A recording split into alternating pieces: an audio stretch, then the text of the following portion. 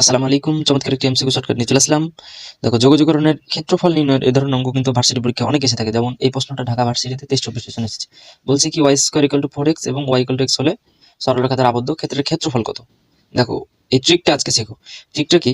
যদি একটা পরাবৃত্ত এবং y ইকুয়াল টু mx দ্বারা আবদ্ধ ক্ষেত্রের ক্ষেত্রফল হয়, তাহলে তার ক্ষেত্রফলটা নির্ণয়ের সূত্র হচ্ছে 8a স্কয়ার ভাগ 3m কিউব। 8a স্কয়ার ভাগ 3m কিউব, যেখানে a হচ্ছে পরাবৃত্তের এক্স এর সামনে যে চলকটা থাকবে, আর এম হচ্ছে ঢাল। তাহলে এই অঙ্কটা এখন দেখো কি বলছে, যে Y square equal to 4x এবং y ইকুয়াল টু x সরলরেখা দ্বারা আবদ্ধ ক্ষেত্রের ক্ষেত্রফল। তাহলে এটা ক্ষেত্রফল কি? এটার সাথে মিলে যাচ্ছে না। তাহলে এই ক্ষেত্রফল কি? 8a স্কয়ার ভাগ 3m কিউব।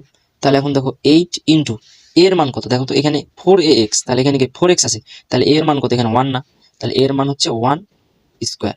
নিচে কি আছে? 3m কিউব, তাহলে 3 ইন্টু m। দেখো m মানে কি?